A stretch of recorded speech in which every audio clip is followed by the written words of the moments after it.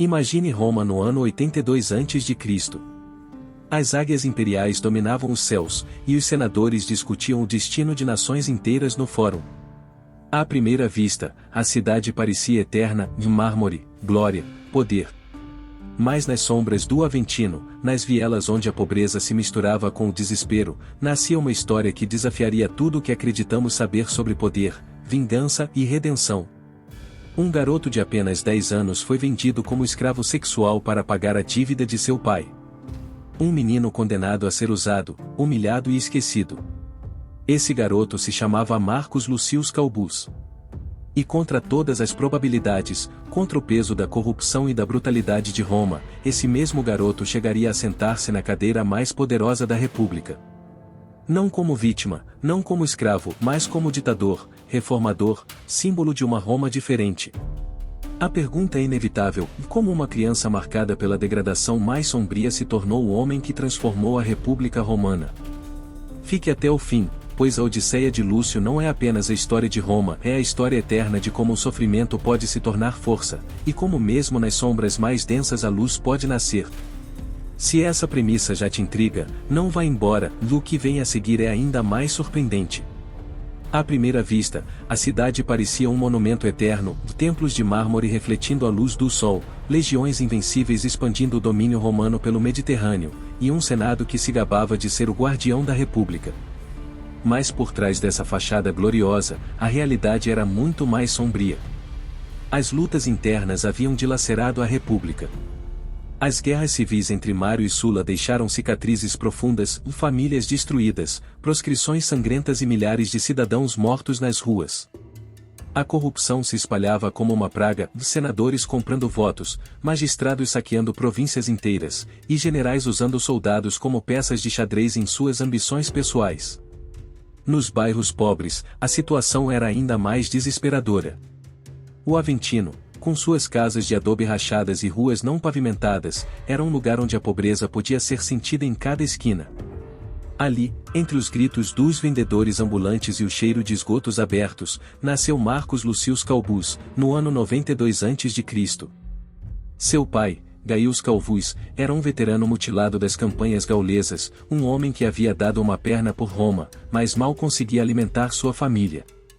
Sua mãe, Lívia, costurava incansavelmente para famílias patrícias, sonhando que seu filho um dia escaparia da miséria. E no meio dessa luta diária, nasceu uma faísca, Lúcio. O menino não era como os outros. Seus olhos verdes, herança de ancestrais gauleses, e seu cabelo loiro acinzentado faziam-se destacar entre as crianças morenas típicas de Roma. Aos 7 anos, já sabia ler e escrever, habilidades que aprenderá observando silenciosamente os filhos dos ricos quando acompanhava a mãe para entregar roupas. Ele tinha talento, inteligência e uma beleza singular que parecia uma bênção. Mas muito em breve, essa mesma característica seria a primeira maldição a marcar seu destino.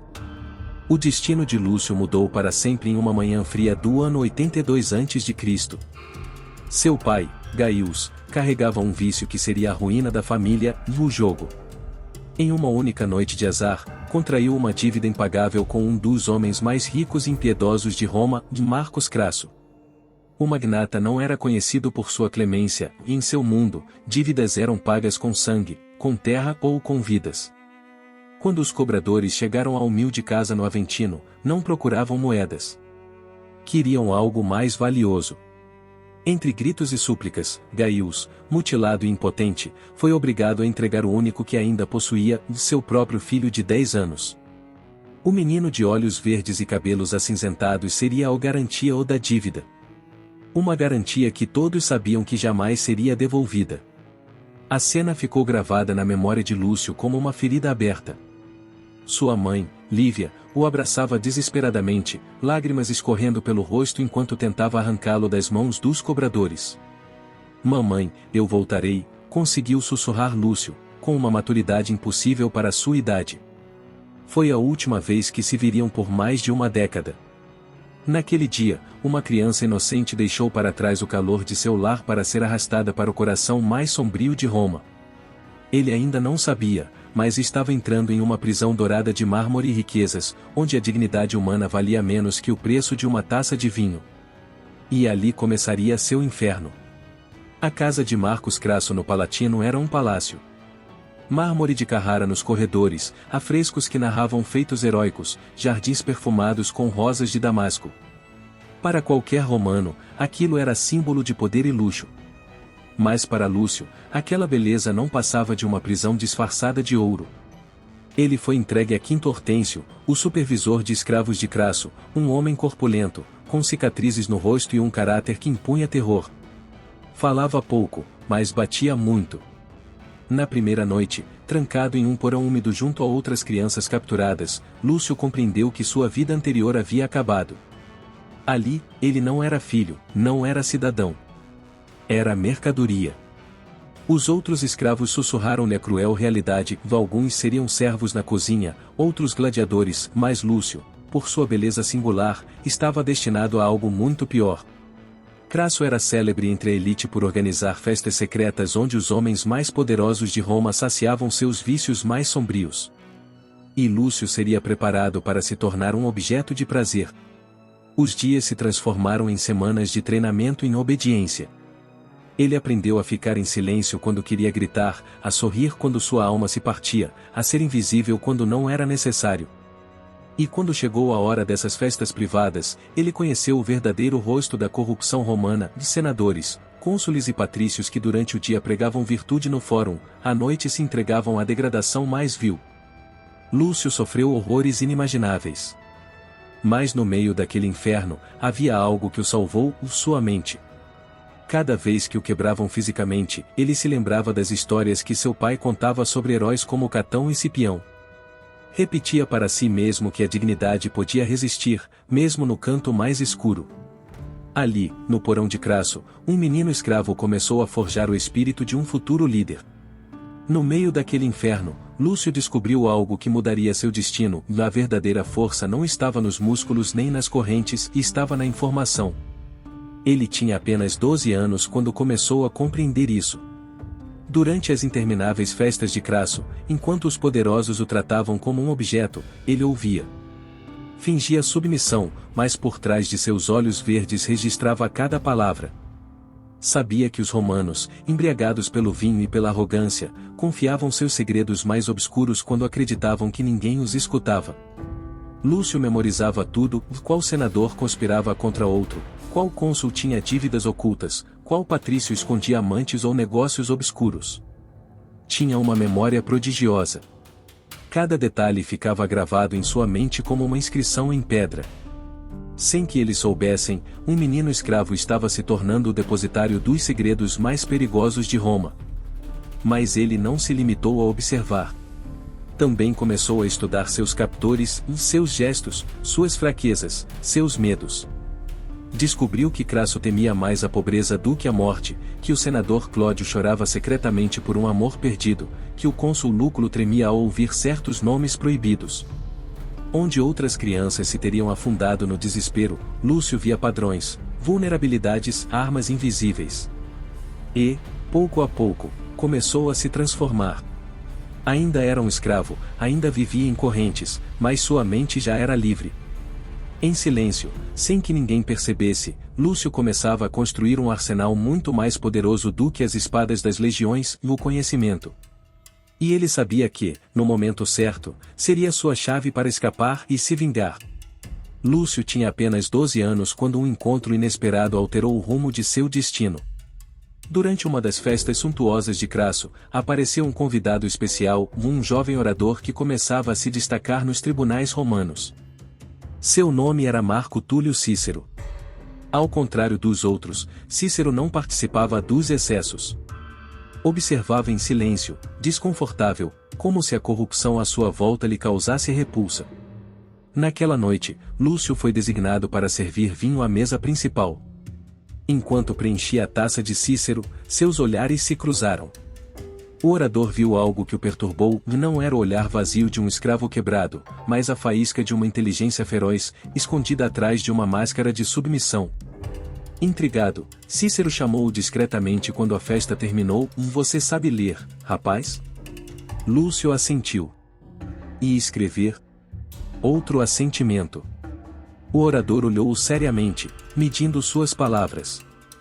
Finalmente disse: vá a uma biblioteca nesta casa. Vá até lá sempre que puder. Aprenda tudo o que encontrar. Ninguém pode tirar-lhe o que você gravar em sua mente. Esse conselho acendeu uma chama. A partir daquela noite, a biblioteca de Crasso, mais enfeite do que um verdadeiro local de estudo, tornou-se o refúgio secreto de Lúcio. De madrugada, quando a casa dormia, ele se esgueirava pelas sombras para devorar pergaminhos e rolos de papiro. Platão, Aristóteles, Catão, as leis romanas, a história dos heróis, tudo absorvia com fome insaciável. Cícero, consciente do potencial do menino, começou a visitá-lo em segredo. Ensinou-lhe retórica, direito, filosofia, sutilezas da política. Lúcio compreendeu que o poder não estava apenas nas armas, mas nas palavras. Que um discurso bem construído podia subjugar mais homens do que uma legião inteira. E aquelas lições clandestinas não lhe deram apenas conhecimento, mas algo que nenhum senhor poderia tirar: esperança. Um menino escravo estava se formando como orador, estrategista e conspirador. E embora ainda usasse correntes, em seu interior já caminhava como um homem livre. Lúcio já tinha 14 anos. 2 anos de aprendizado clandestino com Cícero o haviam transformado de uma criança submissa a um jovem com a mente afiada como uma espada. Seu corpo ainda carregava as marcas das correntes, mas seu espírito se tornará o de um estrategista. E agora, estava pronto para seu primeiro movimento. Ele havia aprendido algo vital: em Roma, a informação valia mais que ouro. E ele possuía o suficiente para destruir homens poderosos. A oportunidade surgiu durante uma festa de Crasso, quando o senador Públio Clódio, bêbado e descuidado, confidenciou a um aliado um plano sinistro: vá assassinar Catão, o jovem, o último símbolo de moralidade da República. Lúcio, invisível como sempre, ouviu tudo. Não podia denunciá-lo diretamente, um escravo não tinha voz perante a lei. Mas podia usar o que aprenderá. Redigiu uma carta detalhando a conspiração e, através de um escravo aliado, a enviou a Cícero. A mensagem incluía um pedido claro: quero falar. Mas não como escravo, como homem. O encontro ocorreu no templo de Vesta, em plena luz do dia, para que pudessem passar despercebidos entre a multidão. Ali, com uma calma que desmentia sua idade, Lúcio revelou o que sabia. Cícero ouviu, impressionado com a precisão com que ele relatava cada detalhe. Finalmente, perguntou: o que você quer em troca desta informação? Lúcio olhou para ele sem hesitar: minha liberdade e algo mais. Quero destruí-los. Quero que paguem pelo que me fizeram. Foi o nascimento de um pacto silencioso. Cícero entendeu que aquele jovem não buscava apenas escapar. Ele queria justiça, queria vingança e tinha inteligência suficiente para alcançá-la. Não era apenas mais um escravo, era um jogador no tabuleiro político de Roma. E naquele dia, pela primeira vez, Lúcio deixou de ser apenas uma vítima. Tornou-se conspirador. A confissão dos conspiradores contra Catão foi o gatilho. Os homens, presos e submetidos a interrogatório, rapidamente confirmaram cada detalhe que Lúcio havia relatado secretamente a Cícero. De repente, aquele jovem escravo deixou de ser invisível e tornará-se a chave de um caso que poderia ter mudado o rumo da República. E isso lhe dava um poder que ninguém podia ignorar. Cícero sabia que chegará o momento de cumprir a promessa. Mas libertar Lúcio não era tão simples. Crasso continuava sendo um dos homens mais influentes de Roma, ou denunciá-lo diretamente teria desencadeado uma guerra política para a qual ainda não estavam preparados. Era preciso ser mais astuto. Catão encontrou a brecha legal: uma lei antiga estabelecia que qualquer escravo podia reivindicar sua liberdade se provasse ter salvado a vida de um cidadão romano de patamar senatorial. E Lúcio, ao descobrir a conspiração contra Catão, fez exatamente isso. O procedimento foi rápido, mas não menos solene. Nos idos de março de 78 a.C., Lúcio foi conduzido ao fórum sob o olhar atento de curiosos, magistrados e senadores. Crasso, humilhado, não pôde se opor, sabia que confrontar publicamente Catão e Cícero colocaria em risco toda a sua rede de poder. Assim, diante de testemunhas oficiais, Marco Lúcio Calbo foi declarado liberto. recebeu um pequeno capuz simbólico, Supileus, sinal de liberdade, se, pela primeira vez em anos, caminhou por Roma sem correntes ou marcas de propriedade. Ele não era mais mercadoria. Era um homem com nome próprio. Mas Lúcio não parou aí. A liberdade era apenas o primeiro passo. A verdadeira consagração chegou semanas depois, quando Cícero o chamou como testemunha em um julgamento que abalaria os alicerces do Senado, do processo contra Caio Verres, um dos senadores mais corruptos da época. O Fórum Romano estava lotado naquele dia. Patrícios, plebeus, comerciantes, escravos, todos queriam ver o jovem sobre quem já corriam rumores. Alguns o chamavam de o menino de Catão, outros o a sombra de Crasso, e outros, com respeito crescente, simplesmente o Lúcio. Quando subiu ao púlpito, um murmúrio percorreu a multidão. Era jovem, jovem demais para estar ali, mas sua presença era imponente. Vestia uma toga branca simples, mas imaculada, que Catão insistira em lhe dar. Seus olhos verdes brilhavam com uma mistura de serenidade e fogo. E quando falou, sua voz clara e firme cortou o silêncio como uma espada. Honoráveis senadores, não venho pedir compaixão. Venho trazer a verdade. O que se seguiu foi um testemunho devastador. Durante mais de 3 horas, Lúcio narrou com precisão cirúrgica os crimes de Verres. Não apenas os subornos e saques aos fundos públicos pelos quais estava formalmente acusado, mas também sua participação em orgias clandestinas organizadas nas vilas de Crasso. Citou nomes, datas, valores e até conversas palavra por palavra, memorizadas com a exatidão de um escriba. Ninguém no fórum podia negar sua memória prodigiosa. E então chegou o momento mais impactante. Lúcio falou de si mesmo. Com voz firme, mas sem vitimização, relatou como fora usado como entretenimento nessas festas privadas. Descreveu como homens que durante o dia falavam de virtude e leis no Senado, à noite destruíam crianças escravas como se fossem copos de vinho descartáveis. O silêncio foi absoluto. Alguns senadores se remexeram em seus assentos, outros empalideceram ao se reconhecerem em suas palavras. Os cidadãos comuns olhavam atonitos para aquele jovem que, após viver o inferno, ousava acusar os mais poderosos diante de toda Roma. Quando terminou, não houve aplausos nem vítores. Houve um silêncio pesado, denso, como se todos compreendessem que estavam testemunhando um momento histórico. O testemunho de Lúcio não apenas condenou Verres, que foi exilado pouco depois, mas também expôs diante de todo o povo romano o rosto hipócrita de uma elite corrupta. A partir daquele dia, Marco Lúcio Calbo deixou de ser o menino escravo. Na imaginação popular, tornou-se símbolo de justiça, o sobrevivente que ousou falar.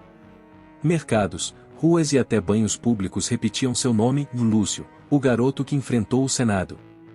Para as massas, era um herói.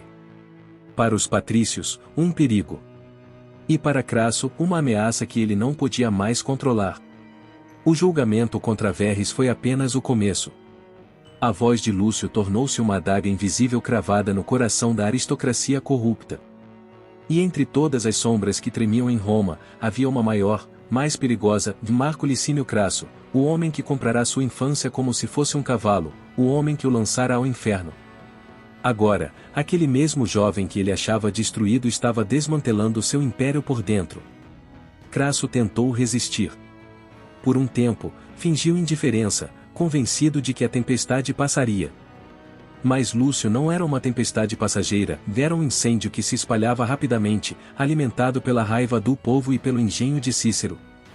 Cada novo testemunho, cada denúncia, cada segredo que Lúcio revelava enfraquecia as bases do poder de Crasso. Seus aliados começaram a abandoná-lo, temendo serem arrastados em sua queda. O magnata então decidiu recorrer ao que sabia fazer melhor, a violência. Uma noite, enviou assassinos para eliminar o jovem liberto. Mas Lúcio não era mais um menino indefeso. Antecipando o movimento, havia formado uma pequena guarda pessoal de gladiadores libertos e veteranos de guerra que o respeitavam por sua coragem. O ataque falhou. E o efeito foi devastador para Crasso, a tentativa de assassinato transformou Lúcio em um herói popular. O povo não via mais apenas uma testemunha, mas um lutador que enfrentava o homem mais rico de Roma, se sobrevivia. As ruas começaram a entoar seu nome, Lúcio. Lúcio. Os plebeus o aclamavam nos fóruns, os libertos o seguiam como um líder natural, e até algumas famílias patrícias, cansadas da corrupção, começaram a apoiá-lo em segredo. O que começou como uma vingança pessoal transformava-se em um movimento político. Roma, cansada de ser saqueada por sua elite, encontrava naquele jovem uma bandeira de esperança. Crassus, encurralado, foi finalmente acusado em uma série de processos por corrupção e abuso. Suas propriedades começaram a ser confiscadas, e seus aliados mais próximos o traíam um a um. Sua queda foi tão espetacular quanto sua riqueza havia sido. Humilhado e exilado, foi obrigado a se retirar para suas terras na Ásia Menor. Lá, morreria anos depois na guerra contra os partos, mas em Roma, seu nome ficou manchado para sempre. Lúcio, por outro lado, ascendia como um meteoro. Aos 17 anos, já era cortejado por facções rivais, visto como um símbolo de justiça e renovação. Mas o mais impressionante não era sua juventude, e sim sua estratégia, e em vez de se submeter às antigas estruturas políticas, decidiu criar sua própria base de poder. Convocou libertos, plebeus urbanos, veteranos sem terra e até mulheres de famílias nobres que haviam perdido filhos ou maridos nos escândalos que ele havia revelado. Era um bloco social inédito na história romana, dos esquecidos, pela primeira vez, encontravam um líder que falava em seu nome. Com essa força, Lúcio deu o próximo passo no cursus honorum e apresentou sua candidatura a questor. Para um liberto sem linhagem nem fortuna herdada, era impensável. Mas Lúcio não era um candidato comum. Seus discursos, inflamados e marcados pela verdade e pelas cicatrizes da vida, sacudiam tanto os bairros pobres quanto os átrios das casas patrícias. Vivi na escuridão para que vocês possam caminhar na luz, dizia. E o povo acreditava, porque podia ver as marcas em sua pele, sentir a verdade em cada palavra. As eleições de 76 a.C. marcaram um antes e um depois. Lúcio não apenas venceu, obteve mais votos do que qualquer outro candidato na história de Roma até então. O impossível tornará-se realidade. Um menino vendido como escravo, humilhado, havia chegado ao coração do poder republicano. E aquilo era apenas o começo. O triunfo eleitoral de Lúcio como questor foi um terremoto em Roma. A elite senatorial olhava para ele com desprezo, até ódio, mas não podia negar a realidade, o povo o adorava. E não era um amor cego, mas nascido da identificação. Lúcio falava a língua deles, compartilhava sua dor, encarnava suas cicatrizes. Não era um patrício distante prometendo justiça de um palácio, era um sobrevivente que conhecera a lama, a escravidão e o abuso, e ainda assim estava de pé, reivindicando justiça para todos. Como questor, surpreendeu a todos. Em vez de se tornar uma marionete de alguma facção poderosa, tomou decisões próprias. Implementou controles rigorosos sobre a arrecadação de impostos, desmontando redes de corrupção que drenavam o tesouro público. Criou um fundo especial para órfãos e crianças abandonadas, inspirado em seu próprio passado. E estabeleceu tribunais específicos para casos de abuso infantil, algo sem precedentes na história romana. Cada decreto trazia a marca de sua experiência pessoal, mas também uma visão clara de transformar dor em proteção para os outros. O povo o aclamava nas ruas. Os plebeus viam nele um defensor, os veteranos sem terra o chamavam de irmão, e até alguns patrícios reformistas se aproximaram. Seu nome, Marco Lúcio Calbo, não era mais apenas o de um liberto sortudo, estava se tornando o estandarte de uma Roma diferente. 2 anos depois, em 74 a.C., foi eleito pretor. Ninguém acreditava ser possível, e ainda assim ele conseguiu. E novamente, sua gestão foi marcada por medidas ousadas. Reformou o sistema judiciário para garantir julgamentos mais rápidos e menos sujeitos a subornos. Levou recursos às províncias esquecidas, onde governadores saqueavam impunemente há décadas. E, acima de tudo, tornou-se um orador temido. Sempre que falava no Senado, sua voz ressoava com a força de alguém que vivenciara o que outros só liam em textos filosóficos. Mas sua verdadeira consagração veio em 72 a.C., quando, com apenas 20 anos, alcançou o consulado, o cargo mais alto da República. Foi um marco histórico. Nenhum homem de origem tão humilde, nenhum liberto, havia chegado tão alto. Sua eleição não foi um acidente, foi uma declaração popular. Roma estava cansada de generais ambiciosos e senadores corruptos, queria um líder que representasse algo diferente. E Lúcio era essa figura. Como cônsul, enfrentou seu maior desafio, a rebelião de Espartaco, que havia transformado milhares de escravos em um exército pronto para desafiar o poder de Roma. Os senadores queriam esmagar a revolta com sangue, enviando Pompeu ou Crasso. Mas Lúcio ergueu-se no Senado e fez um discurso memorável. Conheço o coração de um escravo, porque eu mesmo fui um. Sei o que esperam, o que temem, o que sonham. Esta rebelião não se apaga apenas com espadas, apaga-se com justiça. Propôs uma estratégia dupla, firmeza militar contra os líderes rebeldes mais radicais, mas também reformas estruturais para escravos e libertos. Estabeleceu caminhos claros para a manumissão, melhores condições de vida e proibiu os abusos mais brutais. Ao mesmo tempo, negociou secretamente com facções moderadas da rebelião, oferecendo anistia a quem depusesse as armas. O resultado foi surpreendente, a guerra terminou muito antes do esperado, com menos derramamento de sangue e um impacto político ainda maior. Pela primeira vez na história, Roma não apenas derrotava uma revolta, transformava-a em reformas. O povo o celebrou como um salvador. As ruas retumbavam com seu nome. E embora os senadores mais conservadores o observassem com desconfiança, entenderam que não podiam ignorá-lo. Lúcio não era mais apenas um político promissor. Era o homem mais poderoso de Roma. E conquistara isso não com exércitos privados ou fortunas herdadas, mas com a força de sua inteligência, resiliência e o apoio das massas. A vida de Marco Lúcio Calbo nos lembra uma verdade desconfortável, mas eterna: o maior poder não nasce da riqueza nem da linhagem, mas da capacidade de transformar dor em propósito. Aquele menino vendido como escravo, humilhado e reduzido a objeto, não apenas sobreviveu ao inferno, transformou suas cicatrizes em armas de justiça, tornando-se um dos líderes mais influentes de Roma. Sua história é um espelho que nos fala hoje, mais de 2000 anos depois. Ensina que grandeza não significa nunca cair, mas levantar-se mesmo quando o mundo inteiro te condenou. Que a verdadeira força não está nos privilégios herdados, mas na resiliência daqueles que, apesar de terem perdido tudo, se recusam a desistir. Lúcio mudou Roma, mas também mudou o significado do poder. Mostrou que, mesmo na sociedade mais corrupta, a voz de uma pessoa pode abalar impérios. E embora sua vida tenha sido curta, seu legado atravessou os séculos, e a ideia de que a dignidade humana merece proteção e que os mais vulneráveis nunca devem ser esquecidos. Agora pergunto a você: que lição podemos aplicar hoje a partir da vida de Lúcio?